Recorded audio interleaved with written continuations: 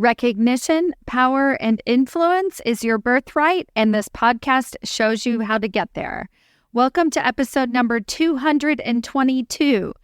Today's episode, I am piggybacking on last week's episode about storytelling and the power of telling a better story so that you can begin to get recognized as an executive leader right now. Even if you're already in the vice presidency, but you feel like you're still being excluded from conversations, there are ways that you're currently telling your story, basically how you speak about yourself in conversations, that is telling the story of a subject matter expert instead of the story of an executive leader.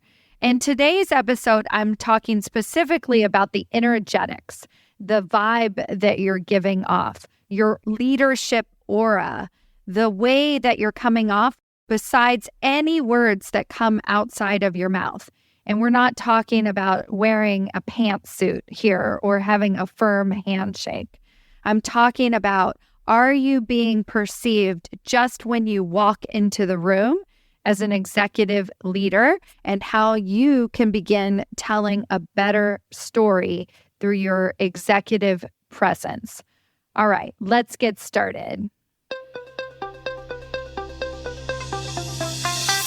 Welcome to Women Changing Leadership. I am your host, Stacy Mayer, and I teach you how to get promoted, get paid, and bring your whole self to the leadership table. I am on a mission to change organizations from the C-suite out, because women are the new face of leadership, and we are doing it on our terms. Hello, corporate badasses. Welcome to another episode of Women Changing Leadership. I'm your host, Stacy Mayer, and super excited, as always, to be here with you again this week. As I mentioned in last week's episode, I'm hosting an incredibly fun, engaging, inspiring, and action-oriented storytelling event next week. So if you aren't already signed up for this event, go to stacymayer.com/storytelling. There's a very small fee to join us. That's just to make sure that we all get the level of engagement that I want to give you. So I'm limiting the numbers of the women who are able to join this event so that I can give you very direct storytelling feedback so that you can start to elevate your leadership brand and really be seen as the executive leader that you want to be seen as. I'm also using these two podcast episodes to give you a glimpse behind the scenes of how I use storytelling in my coaching and really give it to you ahead of time so that you can begin applying it and really bring some good, juicy questions to the event next week. So go to stacymayer.com/storytelling, sign up. Otherwise, here I am in podcast episode number 2 about storytelling.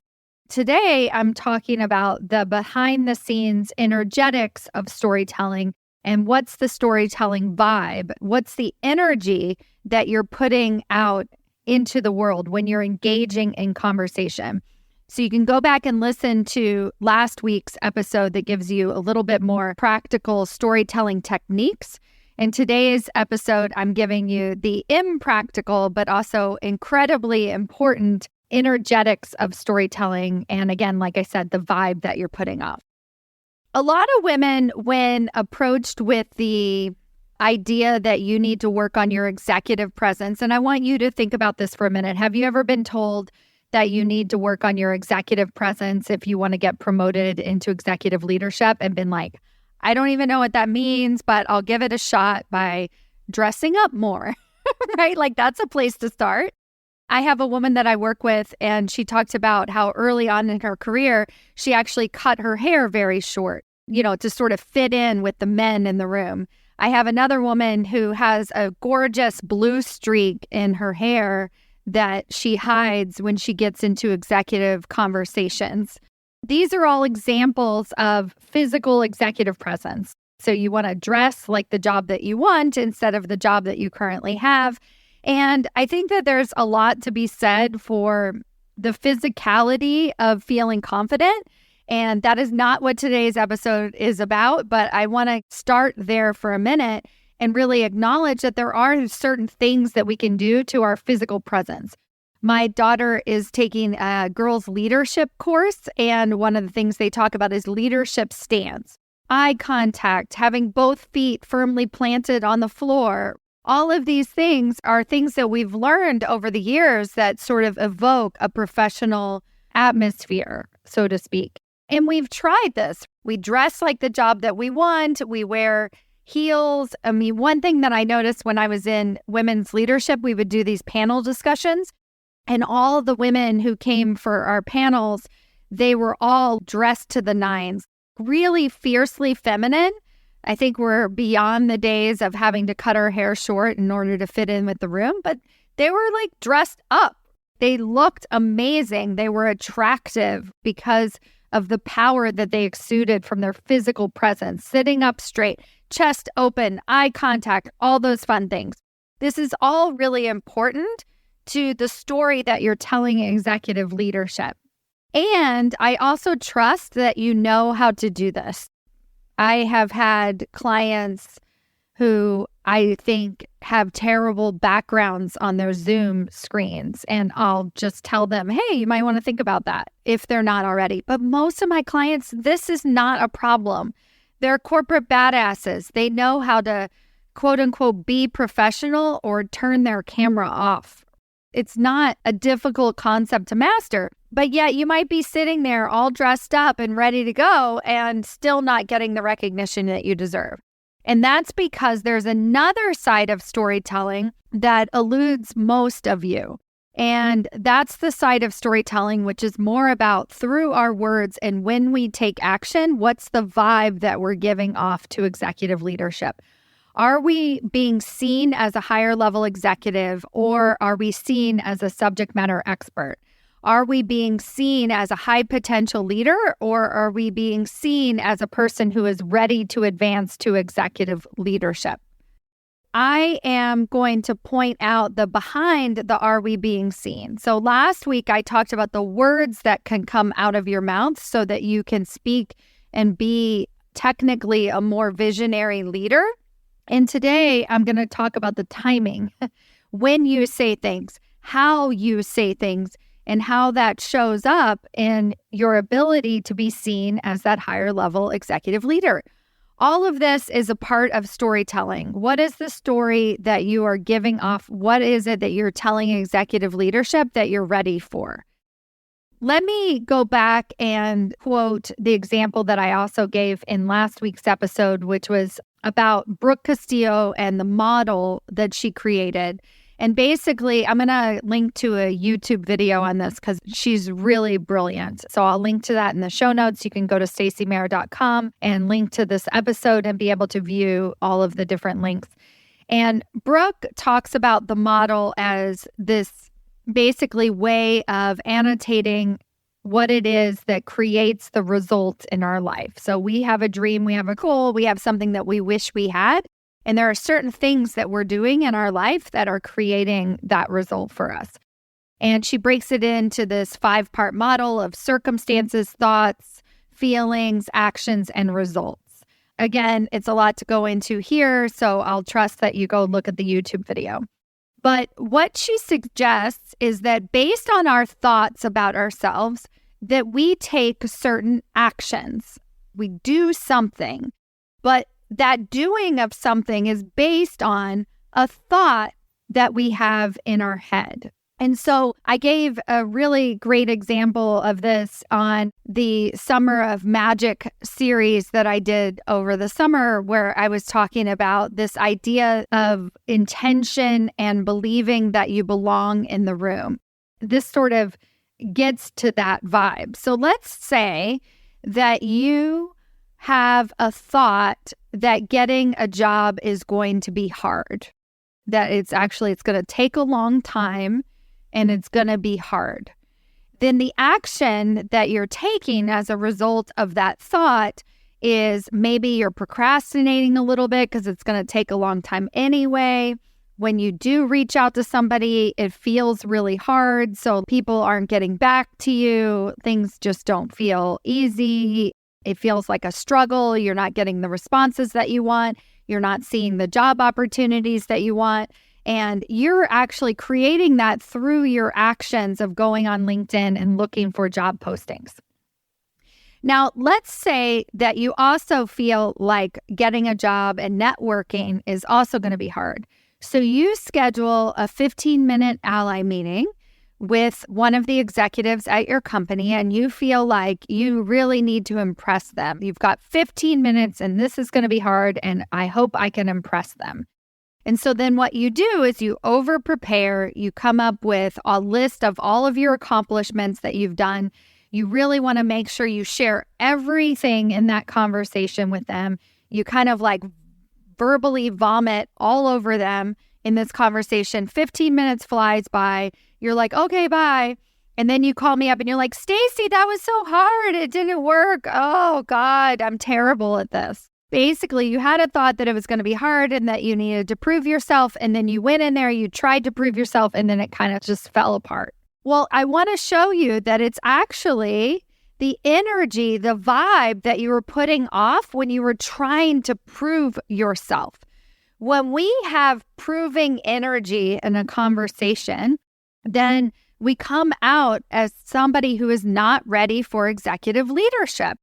We are not giving off the energetic frequency that we're ready for that next level. And so then the other person at the other side of the table kind of is not impressed and sort of feels like we're not ready for the next level. And so they'll do one of two things. They'll either dismiss us or they'll try and help you. And if you have executive leaders that are really actively trying to help you, this is not necessarily a good sign. We think it's a great sign. We're like, oh, we have all this support. But I really want you to listen to the words that those executive leaders are telling you. Because if they are acting as if you need help, then that means the vibe, the energetic story that you're telling is that you need a lot of help, that you're not necessarily ready for that next level of executive leadership. So instead, I want you to go into these 15-minute ally meetings as being incredibly resourced. I know why I'm here. Be willing to only ask one good question and then wait for the answer. And you can sort of riff off that answer a little bit. Be willing to stay in the moment. When you do that, when you show up in that engaged peer-to-peer way that I talk about, you are giving off the vibe that you are a peer. You're matching their energetic frequency. So this is a C-suite executive. You're wanting to be seen as even just a senior director. You don't need to be seen as a C-suite executive per se. But if you go into the conversations just believing that you belong and being like, this is just an easy conversation, all I need to do is ask one good question, then you take the action of asking one good question, waiting and seeing what happens from there. And then you end up telling the story of executive leadership that I'm ready now. So that's how this works. We tell a story through our actions at work every single day, every conversation. And that's why when women play back conversations to me in our coaching, I am asking, what did they actually say? Because I want to know what is the energetic vibe, the energetic story that my client is actually giving off. And the way that I can tell is by the other person's words, how they respond to them. So even if that other person is going into help mode, I don't see that as a good thing. I say, you're putting off the energetic story that you need a lot of help right now. I want to give a caveat because I know a lot of you are so afraid of looking like you need help and appearing desperate that you don't ask for what you want. So now I want to tell about the energetic story of asking very directly. And when you say something like, I would like to work on your team, that is giving off the energetic frequency, the energetic story that you are ready to work on their team. You are going into the conversation knowing that you are fully capable. If they said yes today, you would raise your hand and you would in fact work on their team. So instead of shying around and not being direct, you're super direct and you're like, I would like to work on your team. And then you just let them tell you if that's a possibility or not. Instead, what a lot of you are doing is you're sort of skirting around the issue because you don't want to seem like you're needy or you just want something from them. And then what do? You give off the vibe that you're wishy-washy and not clear. But I want you to be incredibly clear. Go into this conversation. Hey, I want to be transparent with you. I scheduled today's call because I know you have a job rec open and I want to apply for it. I want to be on your team. What do I need to do to be successful in that interview process? Own it. They'll tell you what you need to do to be successful. When you show up in that way, you're showing up and telling the story that you are ready for a senior executive leadership role. That's how it works. Another energetic story that you might be giving off is that you need help when it comes to your performance or your development plan with your boss. I have a really great episode where I talk about building, like co-creating your development plan with your boss. When you co-create a development plan, you're showing your boss, you're telling the story that you're ready for whatever is on the other side of that development plan. When you're entering a conversation and you feel like I need my boss to tell me what should be on my development plan, then your boss is looking at you as somebody who is not ready for the next level of leadership. Now, depending on your boss, they might be willing to help you get there. But when you start to do that, you're telling the energetic story that you're not ready. So instead, I want you to co-create your professional development plan by offering suggestions, offering things that you've tried, and then asking for their input, asking for their advice. But when you do that, you're showing them that you are fully resourced, capable, and ready for that next level of leadership. So I really want you to start thinking about your energetic story that you're showing through these conversations. Another thing that comes up a lot is this idea that you have to prove yourself in the conversations with executive leadership, but also we're doing that sort of proving energy when we're actually having and engaging in interview conversations. So you're going into it talking about your resume. And so basically what you're inadvertently creating is a role for yourself where you're going to constantly have to prove yourself. So let's say you are a good energetic match and they give you the job and all you did was kind of talk about your accomplishments and all these amazing things that you've accomplished and how you're just going to go in and you're a real go-getter and you're going to hit the ground running and you're going to work really hard. Now what you're showing them is that when you get into the job that you're going to continue working really hard, continue proving yourself, continue going after, striving harder. And eventually you're going to give up on that because you're going to be like, this is not the life that I created. Like, this is not the life that I wanted. You're telling the wrong energetic story. So we're very good as women of getting exactly what we want, getting exactly what we ask for energetically, right? The model that Brooke Castillo lays out is that it happens 100% of the time. Our thoughts create our results. And our thoughts are what is having us take action in a certain weird way when we're just simply telling the wrong story. We are not good at telling the story that we are a fully resourced woman ready for that next level of leadership.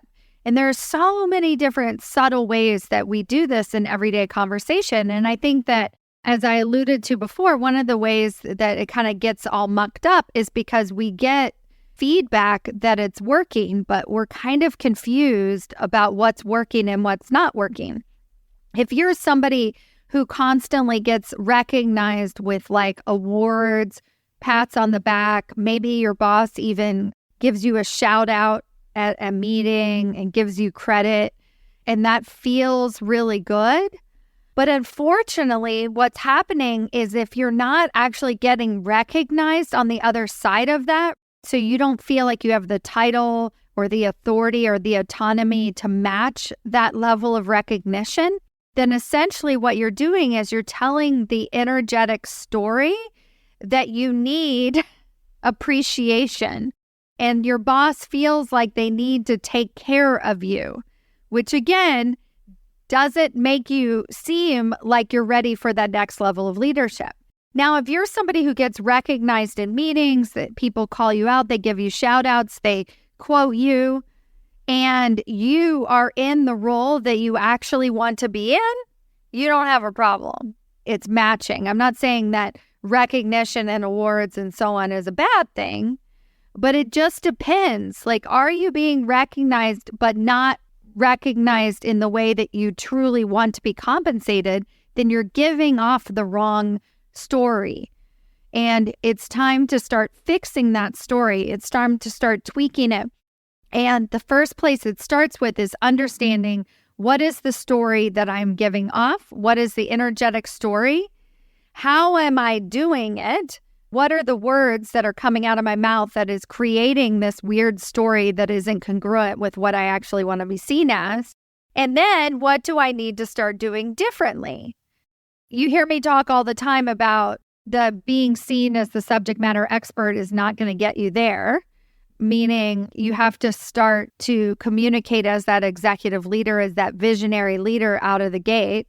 Just literally the idea that I have a very deep, intense knowledge on a specific subject is telling the story that in order to have a role and be successful, I have to have a very deep, intense, detailed knowledge on that subject. And that might be fine, again, if you want to be a higher level IC and that's the leadership type role that you're looking for. But if it's not, and you want to be a vice president at your organization, you're going to need to start telling the energetic story that you can let go of some of that responsibility and still be successful. That's the story that you have to start telling executive leadership. You can't be the do-all, end-all, everything to all people at all times and expect to scale your leadership to a 200-person team. They're never going to trust that you're ready to lead at that executive level. I'll give you another example of a woman who was being told that she didn't listen very well, that basically she had low emotional intelligence. That was from her boss.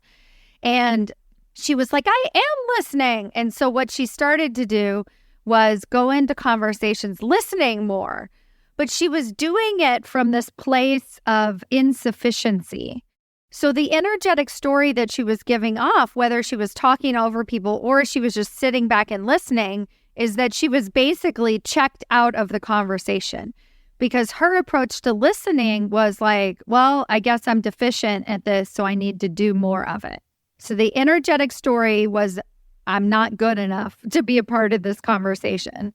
And instead, what I coached her to do was to begin to show up with her boss and tell the energetic story of emotional intelligence, that she was emotionally aware and actually connect with her boss in an emotionally aware way. And so what she did is she actually started managing up, but really like coaching up. So she would help her boss feel less stressed.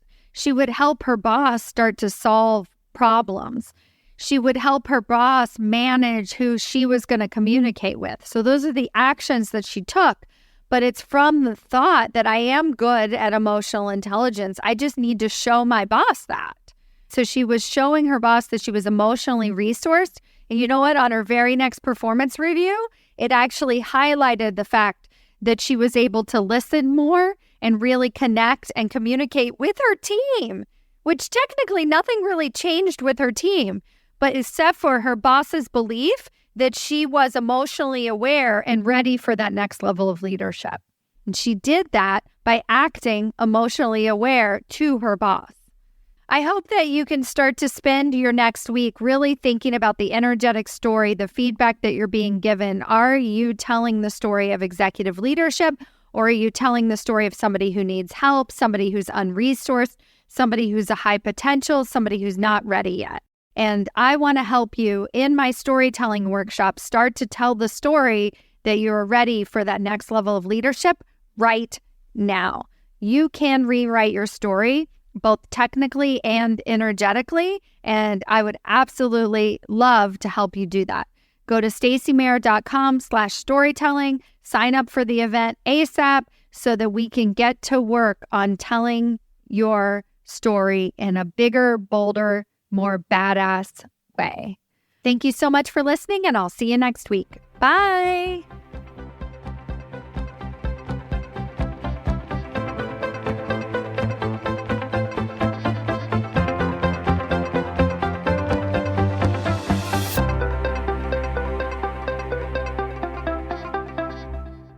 Before you go, I have a question for you. Do you know how close you are to your next promotion? Really?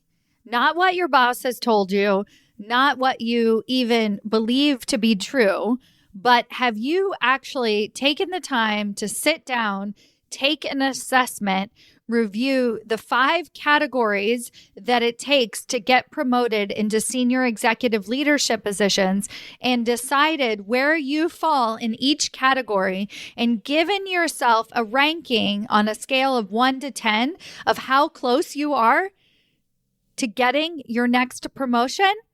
Have you done this?